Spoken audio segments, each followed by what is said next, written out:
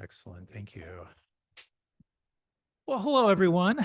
I'm Peter Maribellis, your host. Welcome to the Poetry Room at City Lights. And for those of you online, welcome. As always, we are beaming to you from the unceded ancestral homeland of the Ohlone people. Just want to take a moment to offer our respects to those who have come before us as stewards of the land.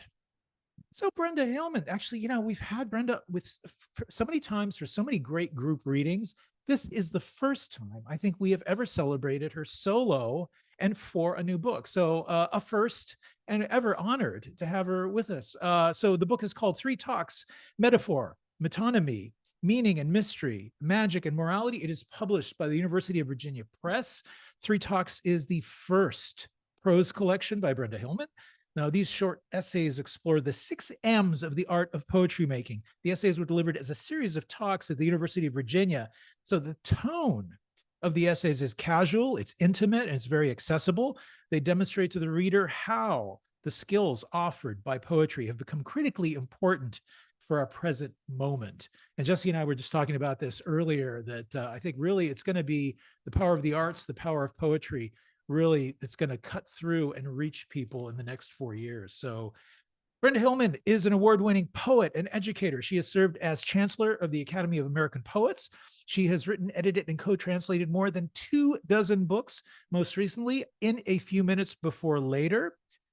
She is a professor emerita at the St. Mary's College of California, and she makes her home here in the Bay Area.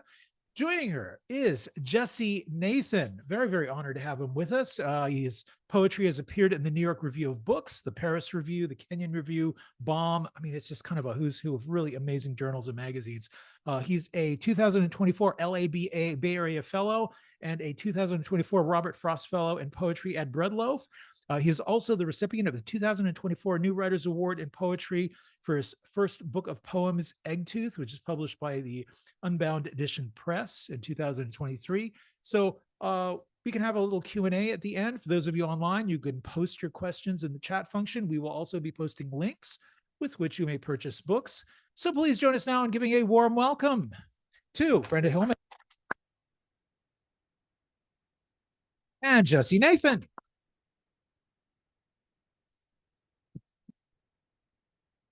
Thank you so much, Peter.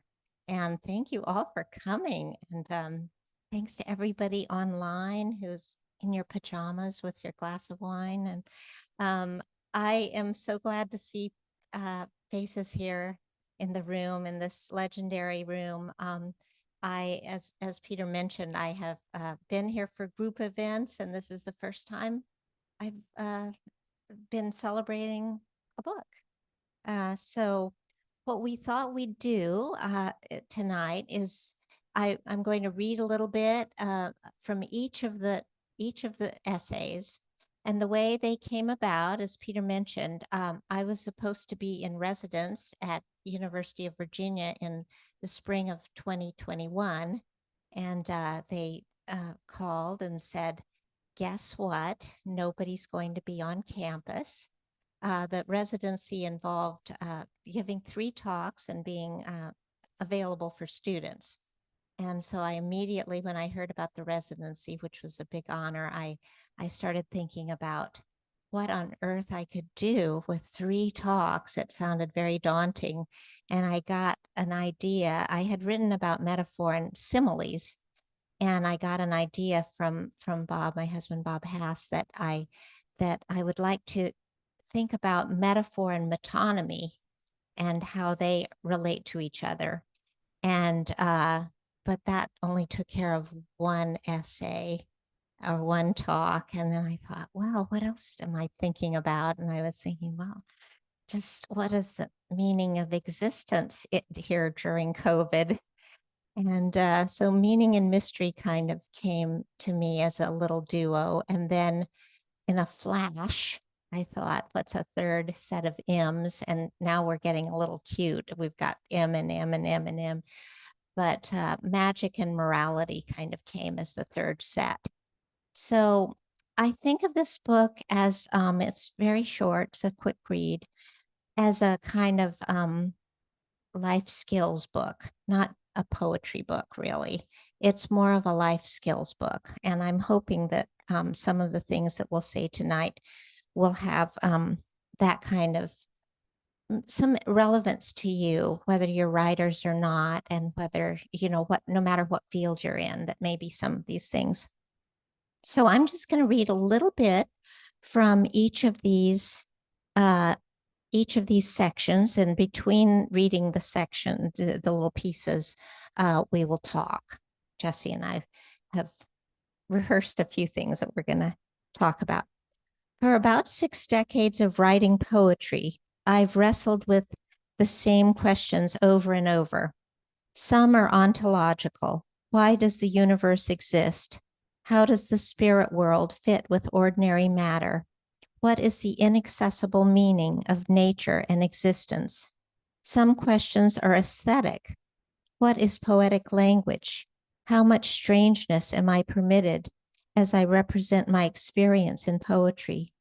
How can I best represent, to quote Marianne Moore, an imaginary garden with real toads? Some questions are autobiographical. Who was I in my childhood?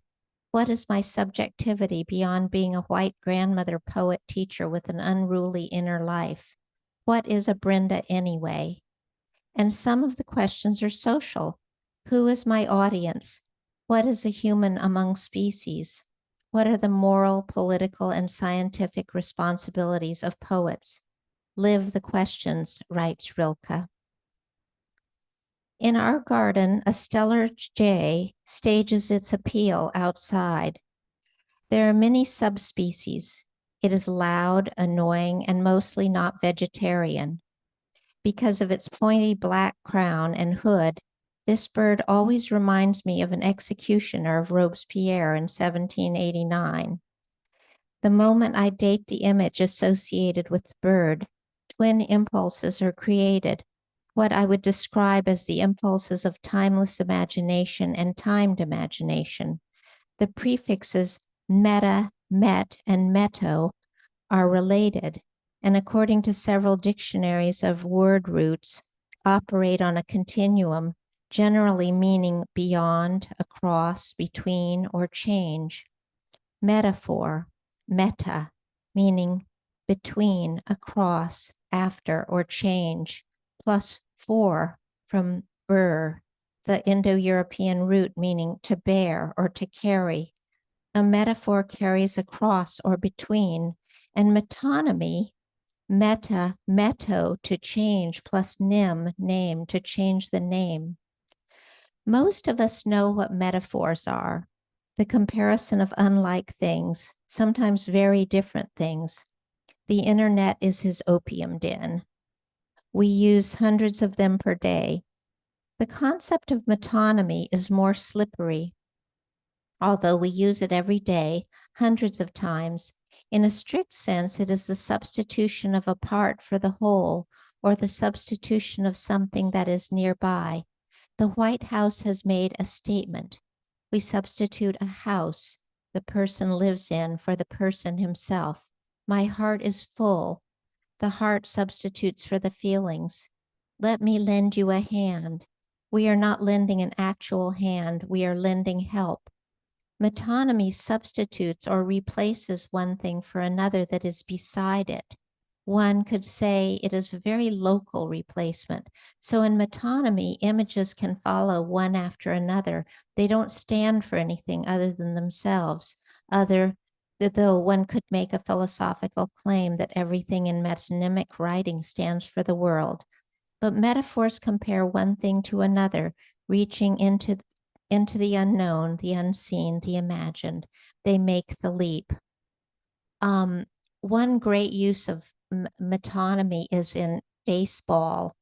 And I write a little bit about this. I'm a big baseball fan, although, we're kind of in mourning about the Giants at the moment. But that, we need a new glove in the right field. We need a new bat. That's an example of metonymy that's really handy. We don't need a bat. We need the guy holding the bat, or the woman holding the bat. We need we need a guy holding a bat, but we say we need the bat. So that's an example of metonymy. It's a substitution, but it's very local. So again, I think of these as sort of awakening you to life, your life skills, that you use a lot. So further along in this little section on metaphor and metonymy, where some of mine came from, there's a very sad picture of my childhood here. Three little Hillman children standing in a barren desert house, barren desert yard. Myths retain their truths if you metaphorize them. I grew up in the Sonoran Desert, the middle child of fervently Protestant parents raised by fervent Protestants. Stories like those of Lazarus were told as historical truth. Hard to say whether the story or image of Lazarus is odder. I decided in adolescence to rescue the Judeo-Christian tradition from itself, which involves seeing many earthly practices as metaphoric. There is, for example, church communion, which Baptists call the Lord's Supper. Children taking Christian communion, when they come to consciousness, realize that the practice involves the astonishing and weird because of the practice of eating the body and drinking the blood. At our Baptist church, Nabisco saltines were used in communion. The deity was both a cracker and an invisible spirit, and the fact to be continuously renegotiated. My brothers and I would peer down into steel trays filled with tiny pieces of saltines and watched as trays with delicate fluted glasses of Welch's grape juice shook and rattled. It is unclear why Baptists use sardine crackers. Possibly bread would be considered too Catholic, and certainly an elite object like a wafer would seem too Lutheran, which was far too close to Catholic. Jesus lived in the invisible realm far away. The saltine cracker represented his body, very local. My mother, wearing white gloves, had an ability to pick up the tiniest piece of cracker, about 1/2 inch square, with her glove and get it successfully to her mouth without a single crumb falling into her immaculate lap. My theory was that she chose the smallest piece out of self-sacrifice, and the larger inch-sized pieces were left for others. Maybe we should chat for a moment. Do you have questions for me?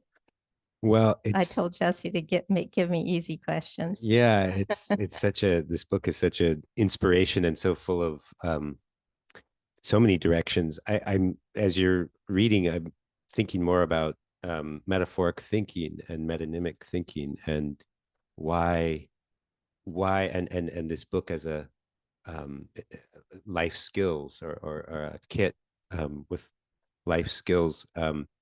Why do you think we need metaphoric thinking? I mean, why do you what does it open up or help us see, or thinking of the invisible realm is far away, as you were saying, does it give us access to something? Why metaphoric thinking? Why is it so much a part of human life or human seeing, being? Yeah, I mean, I think that we have the capacity to make images that are both like ourselves or close by and very inaccessible. And we create these, our religions and our arts often from, from things that we have to imagine. I used to teach at St. Mary's, as you know, and we would get to the point with some of the readings when I would say to the students, some of whom are here, why do you think humans made God that way? And there would be like this worried look on the face. Uh-oh. What nutty thing is she going to say next? But I think that the idea that we create from our vast imaginations of the unknown images. We create them with our dreams, we create them with our religions and with our arts. And sometimes they're very far-fetched, as in surrealism with melting watches and that kind of thing. And sometimes they're anthropomorphized, like angels and things like that. And I feel very drawn to all the processes of image making and imagination as a way of enriching our lives, which are often just you know, full of anxiety and Confusion. terror Yeah. and confusion. And I think image making is very gratifying, And in there's some something way. about two unlike things Yeah, brought together, like the Stellar's J and Robespierre's Executioner, right. that somehow open up an understanding about the nature of the J, Yeah. that I think is, and so often there's this specificity to your metonymies and metaphors. I'm I think you talk about it all through the book. This idea of lyric thinking, and I love the passage where you're recounting a conversation with the poet C.D. Wright, where she argues or states that lyric thinking is not so much a genre, or lyric is not so much a genre as it is a quality. Yeah. What and so far as it relates to metaphor and to metonymy or any of these categories, um what is lyric thinking for you? An easy question, right? Yeah, I mean, I think that well, lyric, of course, has to do with the lyre, the playing of the lyre, technically musical. The more song-like functions of poetry, but I do feel like it's a quality of life that brings brings things together in a way that makes either musical and emotional sense within oneself. So it's very tied to meaning making, having your life make meaning that that is that it has some quality of beauty that helps you structure it, um, so that you're not living in a void without trying to connect these pieces.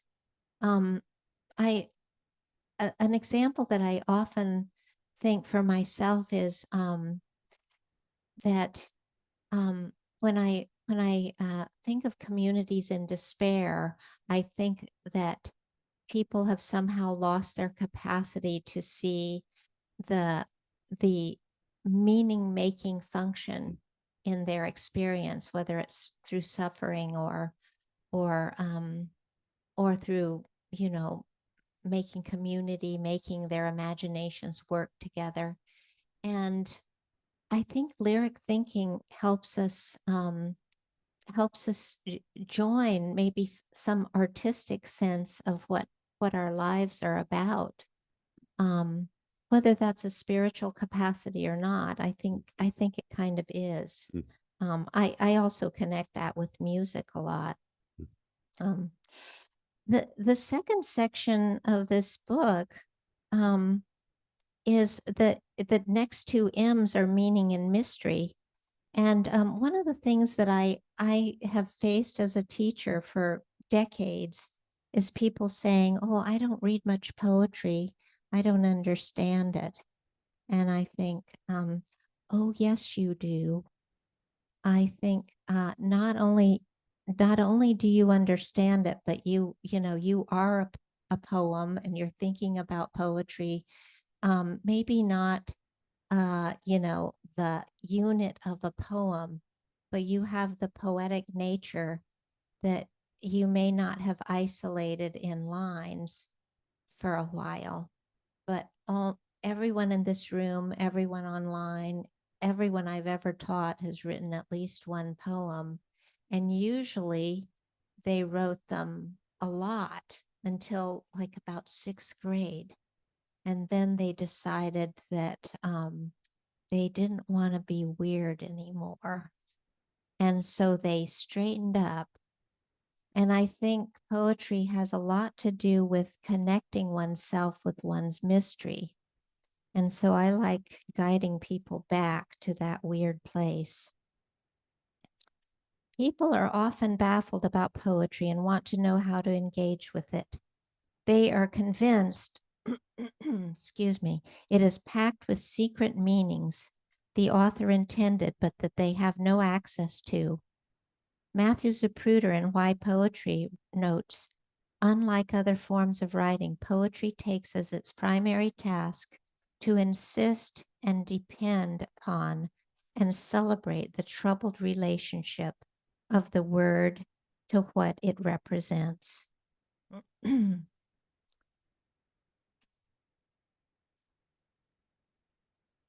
Unlike many people, I think about the Big Bang nearly every day. Why did it happen? Time and space were threaded through the quantum of nothingness. Was there a slight ticking right before the beginning, like when you turn off your car after a long drive? Stars are being forced out. Minutes are forming. Billions of years pass. The 4 strands of RNA, the polymeric molecule, cook in warm pools. Billions of years pass again. Suddenly there are chihuahuas, bran flakes, clouds, humans, and the big yellow fungus I pass on my walk. Existence is so peculiar. As Elizabeth Bishop writes, how unlikely. And now they've discovered a particle that may lead to a 5th dimension. The coronavirus, a spiked protein, is evil for some, but not for all. Evil is live, spelled backward. Mystery and meaning spin through the lobes of our brains, the frontal, the parietal, the occipital, the temporal, into the limbic zones. Meaning is on a hunt within us, like an owl that rarely sleeps. I'm interested in the moment in a poem right before it is understood. Some mysteries in poems connect to daily silences, what poet-laureate Pat Gilbert called the immersion in the unremarkable, its simple intricacy. And there are as many kinds of meanings as there are mysteries, and mysteries as there are works of art. Connections are made in us when we hear a poem for the first time. A poem is a box. You can see the front corners, but the back corners are always hidden. I think there's something about American culture that makes us think that we are supposed to have access to something right away, instantly. And if we don't get it, and people have a lot of tolerance for the kind of collage techniques that they resent in poetry. You know, if you watch a music video or something, it's made of collage, or, you know, so many things use the modernist techniques that we sort of like are offended by in poetry. And so I just don't get it, because people need poetry so badly. Sometimes at a poetry reading, a grouchy person will ask during a Q&A, why can't poets just say things directly? My answers occasionally include the question, what do you mean by directly? In fact, fragmentary poems can be very direct, each fragment flint-like or a shard of energy. Most people's days are made of fragments. When we are at the market, we rarely think in grammatically complete sentences. I hope to find the perfect eggplant. We think small eggplant. The varied music inside our heads includes the bumpy and the smooth. Then the grouchy person asks, don't you care if I know what you're trying to convey? They might feel left out of compressed, elusive, or disjunctive styles. While I don't blame them for their impatience, I try to tell them their poetry education was incomplete, that modernism is 100 years old, that sometimes their tired teachers chose poems that would have impact after one reading. I'm not blaming the teachers. Every teacher is, to me, a saint, Libby. So I do feel like we have very little tolerance for like leaving the mysterious. 2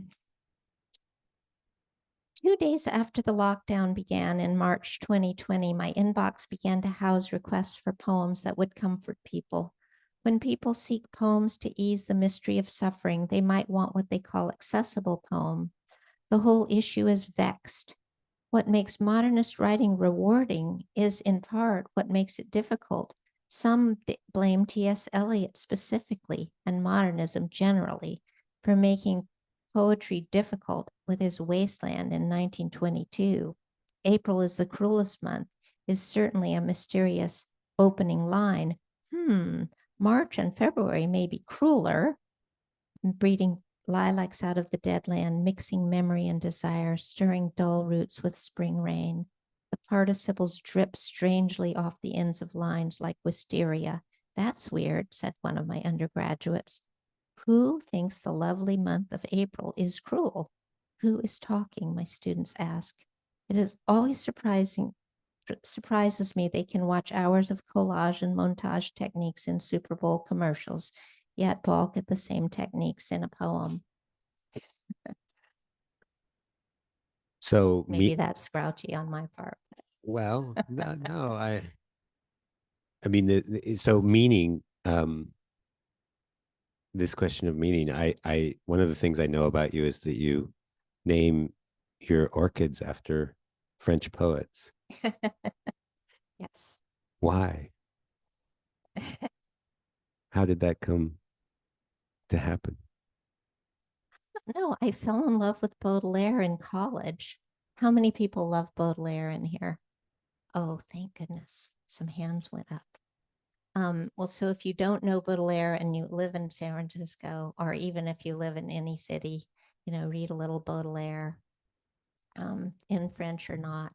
But he just celebrated the underbelly, the underbelly, the human darkness and human difficulty and the challenges of being, well, the challenges of smoking a lot of hashish. Passionate hashish use. Yes. Yeah. But I've always loved Baudelaire and Mallarmé. So the first orchids I got, and I'm very bad at, I overwater my orchids. So they do have like a lot of, they have a big turnover. So I've had 3 Rambeaus at this point. Every time a Rambeau dies, new Rambeau, yeah. When you talk about that in the book, the orchids, I was really struck. One of the things I was really struck by was the way that you talked about speaking to the plants, engaging the world in that way. But we're very clear that you don't think the plants share your experience. That line, the subjectivity, that line between meaning making and mystery, and not projecting your humanness onto them. Would you talk a little bit about that, navigating that line, or where this meaning making runs into projection? And maybe this is the next chapter, the magic and morality. Yeah, it is the next chapter. It's the beginning of the next chapter. And it kind of leads me into, so the four the 4 life skills that we have so far, with metaphor and metonymy, meaning and mystery. Magic and morality seem like the most opposite in some way, because you have this sort of sense when you're on a moral when you're about to have a moral task at hand, it's very far from your magical and kind of anarchic self. I think the way it connects, and it does begin the next section, which is a lot of anecdotes about my political activism, and how bringing poetry and bringing the arts into alignment with political behaviors, I think, is critical and important. That you shouldn't have to put your imagination aside when you're when you're doing something that seems like a moral thing to do.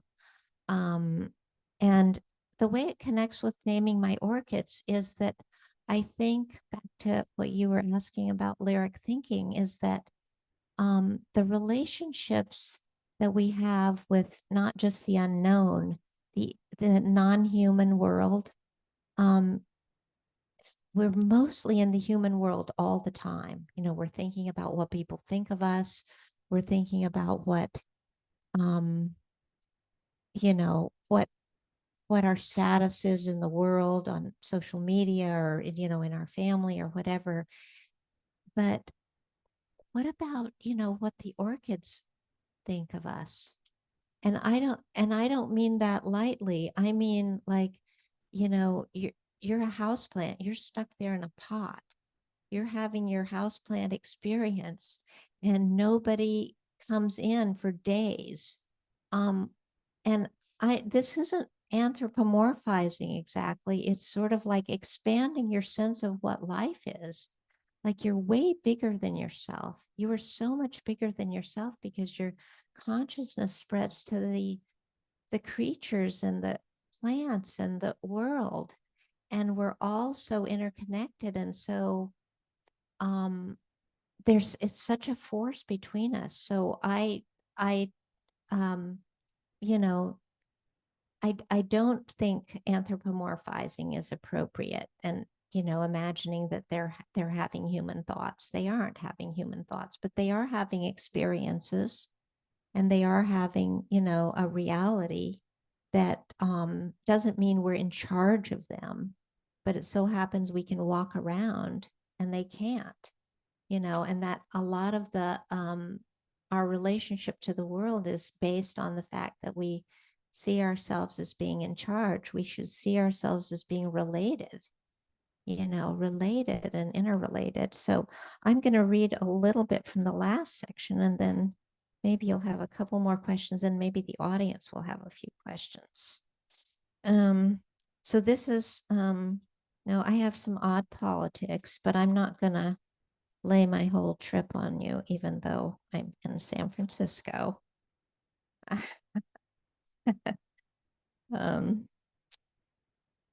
What is called, let's see, for poets, for Plato, poets don't even belong in the Republic, because we are liars and renegades. Poets mostly don't specialize in adulthood, although we can do convincing adult imitations, such as reading warning labels on food, stopping at traffic signals, occasionally apologizing to our loved ones for our malfeasance. My own creative life is lawless, with magical concepts woven into days that seem laden with too much anxious responsibility. So my odd thinking needs to be tucked away, and I juggle opposing models of reality. In a vigil I organized at my place of work, and some of my nieces who are here would join me at this vigil. So thank you for your work, joining me, Lachlan and Carlisle. At a vigil I organized at my place of work for 15 years, I had secret conversations with oaks, lichens, beetles, and mosses, as well as with the souls of dead writers who joined our vigil. I named my introverted practice crypto-animist activism. As I noted it in my second talk, we are shrouded in mystery. The universe is 68% dark energy, 27% dark matter. So by my poet's math, we know 95% of nothing about anything. It's hard to understand how humans became so arrogant. I do feel like the business, I mean, I know it's sort of funny to name your orchids, but I do feel like being intimate with as if they were friends, you know, you pass by, we mostly don't learn the names of our species, but you pass by your plants, and like, you don't say anything to them, or you don't, you know, call them by their names. You just walk by and ignore them. And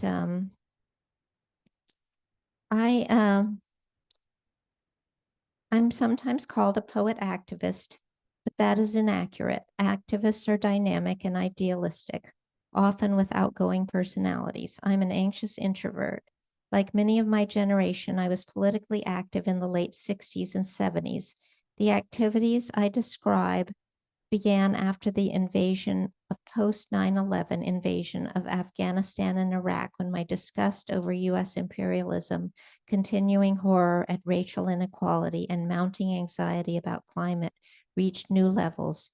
Few people my age were taking action outside their comfort zones, even as people of color and whites in working classes experienced widening economic disparities. Friends on the far left waited for the revolution and engaged in gloomy conversations. After the US invaded Iraq, I fell into a profound depression. When Bob and I were visiting Berlin, I had a somatic experience standing in the courtyard near a train stop where Jews were carried to Auschwitz. I felt the eyes of apartment dwellers peering down from their windows, piercing my body with painful light rays. When Bob and I got back to the US, I decided to become more politically engaged, including doing war tax resistance. Tax resistance is not what it was in the days of Thoreau. You can fight the computers for several years, but then they simply attach your wages. It is nearly impossible to go to jail for not paying taxes. I began to work with Code Pink, a grassroots group of women activists. And then I go on to describe quite a few years of going to Washington and participating in anti-war lobbying. And a lot of the point of this is to just share with readers how I do feel like the moral places that we find ourselves are these like little encamped zones that don't allow the porousness of, you know, what I was talking about at first, like the imaginative and the dreamlike that keep us vital and alive. So every time I would go to DC, I would do little actions like, you know, interview dead bugs and things like that. Or if I were in the Capitol Rotunda, I would sing. We would, a group of women, and I would just like, we would burst into song. Or we would do like little chants and spells. We found these displays of pretty horrifying military equipment that were just costing the taxpayers so much money. It was unimaginable. And so we would burst into song and or chant poetry. And it was embarrassing, but not nearly as embarrassing as being at war for 20 years. So that's magic and morality. There are lots of examples in here of those actions. So, and I love that pairing. Is my favorite of the three. It's the most mysterious. I'm looking as you're talking. I'm thinking about this one line Arthur Z poem that you read. The poem in its entirety goes, "A man who built plutonium triggers breeds horses now." And I love what you say about it, that this line is a poem with moral weight. It enacts a world in which the maker of compressed explosives also makes new animals, and the reader must accept that fact. It suggests that creation in and of itself is raw energy, not necessarily friendly, and not necessarily in service of moral outcomes. As you talk about the way that our moral endeavors become sort of rigid encampments. The way that poetry might open that or offer us a kind of mysterious breeze is really compelling to me. But I wanted to step back a minute and just ask about how you compose these essays, because you know it's first book of prose, although you've written much amazing occasional prose for many years. In the making of these, I mean, there's a lyrical quality to them, an associative quality that sometimes to me feels very much like I'm reading your poetry. There's some of the same powers of poetry. What was the composition process like? Was it much different than writing poems? I don't know how people write prose. I mean, I think in lines, of just poetic lines. I think prose is so hard. Oh So my many gosh. words, so Oh, many well, it's sentences. just that it's you're supposed to make sense. One thing after another. It's like, oh, I Bob Hass, my brilliant husband, is great at both. And I know he slaves over his prose too, but it seems to come out floating so effortlessly. I should add, before I get into a little bit about the composition, um, that when I delivered the talks, because Zoom was kind of new in COVID, it's hard to believe that it's so new and we're so used to it now. But this was 2021. So I had the 3 dates in February, and Bob and Jesse were upstairs listening to and I was down. I dressed up in a suit and I sat down in front of my computer and delivered these talks. And I had never done such a thing. It's the weirdest thing, imagining hundreds of people out there listening, and and you say something you think's a little funny and nobody says anything. So anyway, Jesse and Bob were upstairs.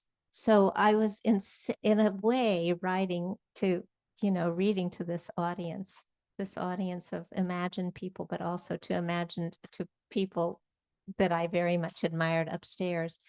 Drinking wine, Drinking wine and yeah, watching Zoom. and watching Zoom.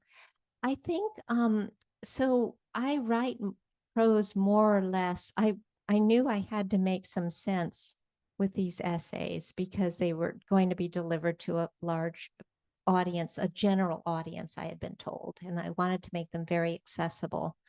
And so I just wrote in paragraphs.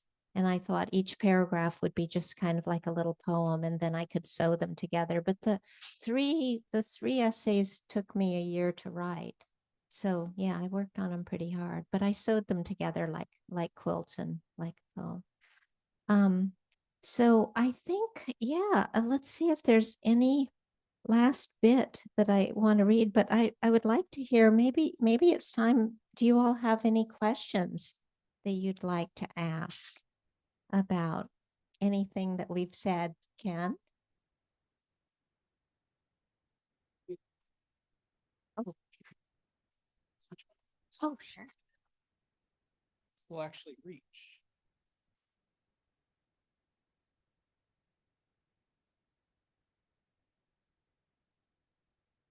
Yeah, thanks so much, Brenda.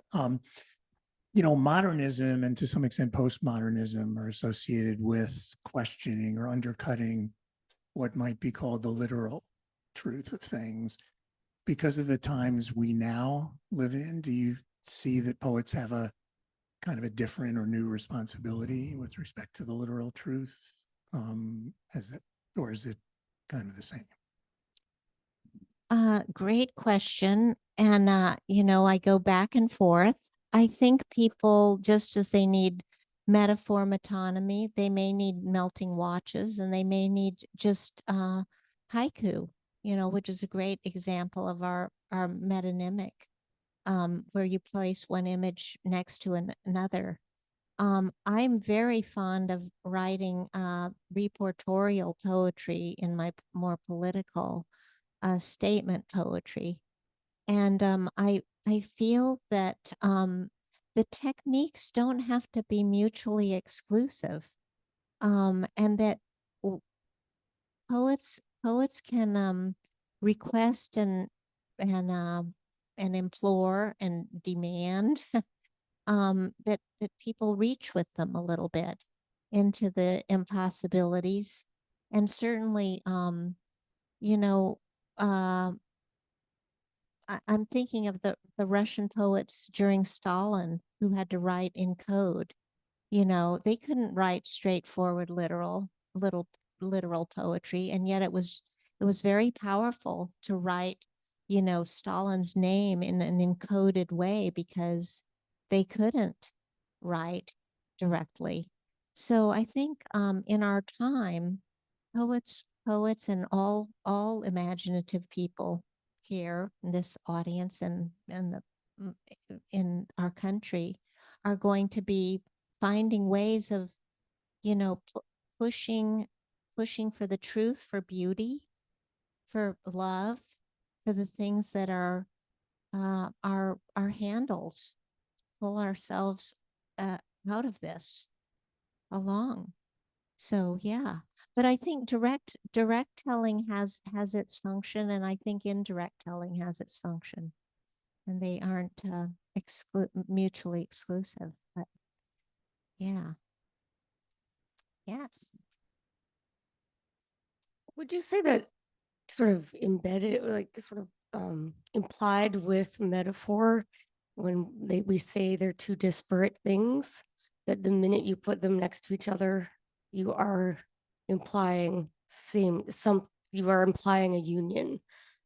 And I'm just sort of thinking, how is it that different from simile, other than the like, that word metaphor? The minute that J is Robespierre, that J is already is connected. So I'm curious your thoughts. Yeah, thank you for that great question. Yeah, I think of, yeah, Bob and I were in Korea delivering talks, and we both spoke about metaphor in different ways. And one of the things I was thinking is that metaphor is almost like people sitting together at a peace table, trying to work out complete opposite positions. But as long as they stay together at the table, you know, they're going to work it out. So if the stellar J is Robespierre is a stretch, except just the way it looks.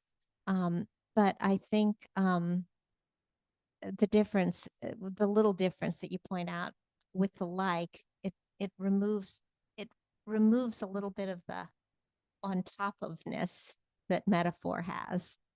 My love is a rose, you know. So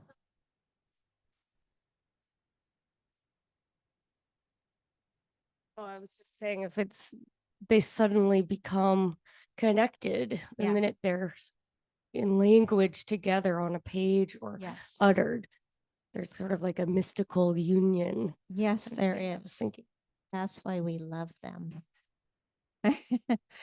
Yeah, metaphor is just one of the great human capacities. And when you see a great metaphor in a poem or you know, anywhere in language use, or you're just you feel like you're in a different world or condition that has taken you an extra place, and you feel refreshed. Bob and I are presently teaching Emily Dickinson course on Emily Dickinson online, and just thrilled at how far you can go with great metaphors in such a short, compressed space. So We have some Yeah. questions from online. Okay. Nancy comments, meaning and mystery. Could you expand on this section? I find it fascinating. Like mystery leads us to meaning, and meanings take us beyond again to mysteries. Oh yeah, thank you, Nancy. Yeah, I mean, I think that the reason for that pairing is that at first I was thinking, you know, how to say this, that that the oppositional quality had come up somehow in 20th century poetry, because there was a sort of false division between accessibility in poetry and more difficult poetry. And I don't think that's necessarily the case in many arts, in other arts. Maybe people don't have such an expectation that that music will have meaning. They just listen to music. You know, music it has mysterious force, and it also has meaning. And yet with language, we're much more demanding.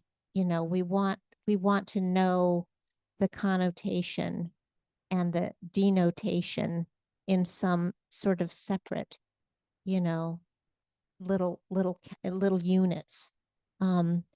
So I guess my point with the section, and I give multiple examples there, is just how I find many poems that are very intriguing. And I gave the example, one of the examples that I give is Bob's poem To a Reader, and maybe we'll have a chance to I'll read that at the end.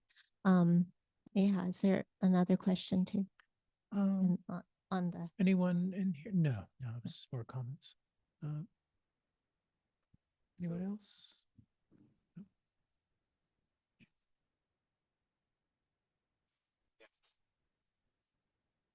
I love some of the questions that you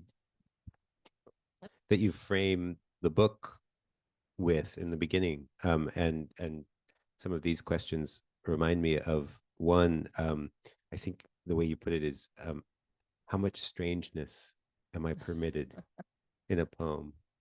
I love that question, and maybe it isn't just a question for poetry, but how much strangeness am I permitted in life or in a work of art? And I just would love to hear your thoughts about how you do you even think about that when you're making a poem, or is that something that you think about later? Well, my poetry has very, as you know, very great range of wild things, because I think everybody's interior life is really wild. And we're sort of in the 50s again, where everyone's behaving, or not everyone, many people aren't. But you know how in the 70s, some whether you lived through it or whether you've heard about it, there was sort of a little bit of a range of what you could do. And now everyone's back to this sort of narrow deal. And I think one of the things is that art allows us the range of our weirdness and our wildness, and we go into these zones of otherness that take us into the vast interior worlds, like the underground caves of our souls. So how much weirdness are you allowed? It's back to Ken's question. Are you going to lose readers if you permit certain things in your poetry? There's great a little poster of Tongo Eisen Martin's Blood on the Fog. He's a wonderful, wonderful San Francisco poet. And he just, he just goes all over the place in his imagery. So, you just allow. Yeah. Is there anything else online? Yeah. Could you comment about the importance of curiosity and receptivity in the creation of poems? Oh, wow. That's a big one. Yeah, the question is, could I comment on curiosity and receptivity? I think the business of, being somehow open to all of these non-human, I'm sort of called an eco poet now. And that just means I joke about it that eco poetry is worried nature poetry. So I think of myself as a worried nature poet, and that there's a way in which getting that receptive quality to the mess that we've made, and the fact that we're still a part of it, and it's not dismaying to be alive. It's still really great. It's great. It's great to be in the beauty, even though it's a mess. That's my motto. And receptivity, I guess, to both of those. maybe I'll end with maybe I thought I'd just end by reading one of the poems that I talk about, which is Bob's poem. I have a lot of, and thank you all so much for coming tonight, and please support the bookstore. I'm happy to sign books, and I'm happy to talk a little bit after. I'm really let's see. Jesse, do you know what page it's on? 52. And thank you so much to Jesse. Jesse's book, Egg Tooth, is just a great new book. Brand new first book. To a reader. So this poem I gave as an example of meaning and mystery. And back to Ken's question again, it to me is mysterious and also luminous. To a reader, I watched memory wound you. I felt nothing but envy. Having slept in wet meadows, I was not through desiring. Imagine January and the beach, a bleached sky, gulls, and look seaward. What is there? What is not there, isn't it? The huge bird of the first light, arced above the first waters, beyond our touching or intention or the reasonable shore. I go on to write a little bit about who's speaking and how he creates that image. But in a way, I think we don't need to unpack it past just hearing and allowing the image just to sink in and be with us. So anyway, thanks again for coming. Thank you, Brenda.